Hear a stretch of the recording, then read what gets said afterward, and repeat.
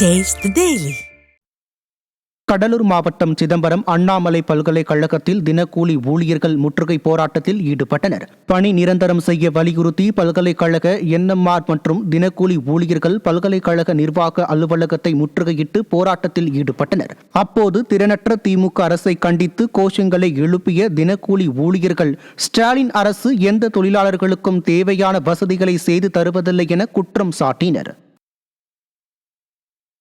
கோவை மாநகராட்சி நிர்வாகத்தை கண்டித்து அண்ணா மார்க்கெட் வியாபாரிகள் உள்ளிருப்பு போராட்டத்தில் ஈடுபட்டனர். கோவை சாய்பாபா காலனியில் உள்ள அண்ணா மார்க்கெட்டில் 150 கடைகள் செயல்பட்டு வந்த நிலையில் அவற்றை காலி செய்ய சொன்ன விடியா திமுக அரசு 80 புதிய கடைகளை மட்டுமே கட்டியுள்ளது.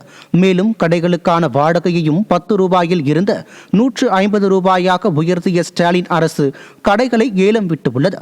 இதனால் வாழ்வாதாரத்தை இழந்துள்ள வியாபாரிகள் ஏலம் விட்டதை கைவிட வலியுறுத்தியும் புதிய கடைகளை கட்டித்தர வலியுறுத்தியும் உள்ளிருப்பு போராட்டத்தில் ஈடுபட்டனர். திருவாரூரில் 10 அம்ச கோரிக்கைகளை வலியுறுத்தி தமிழ்நாடு அரசு அனைத்து சுகாதார செவிலியர் சங்கம் சார்பில் காத்திருப்பு போராட்டம் நடைபெற்றது. கிராம சுகாதார செவிலியர் காலி பணியிடங்களை அதற்கென பயிற்சி பெற்றவர்களை வைத்து மட்டுமே நிரப்ப வேண்டும், பழுதடைந்த துணை சுகாதார நிலையத்திற்கு வாடகை பிடித்தம் செய்வதை தவிர்க்க வேண்டும் உள்ளிட்ட கோரிக்கைகளை வலியுறுத்தி போராட்டம் நடைபெற்றது. மக்கள் நலனில் அக்கறை இல்லாமல் மெத்தனமாக இருக்கும் விடியா திமுக அரசு மக்களை காக்கும் மருத்துவ பணியாளர்களின் கோரிக்கைகளை கூட நிறைவேற்றாமல் அலட்சியமாக செயல்படுவதாக குற்றம் சாட்டப்படுகிறது. மதுரை மாவட்டம் திருமங்கலத்தில் விடிய அரசின் போட்டை உடைசல் பேருந்து பழுதாகி பாதி வழியிலேயே நின்றதால் பயணிகள் அவதியடைந்தனர்.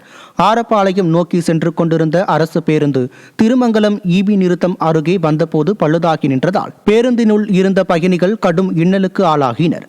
ஸ்டாலின் மாடல் ஆட்சியில் முறையாக பராமரிப்பு இன்றி தகர டப்பா பேருந்துகள் இயக்கப்படுவதால் அடிக்கடி பழுது ஏற்படுவதாக மக்கள் சாடியுள்ளனர்.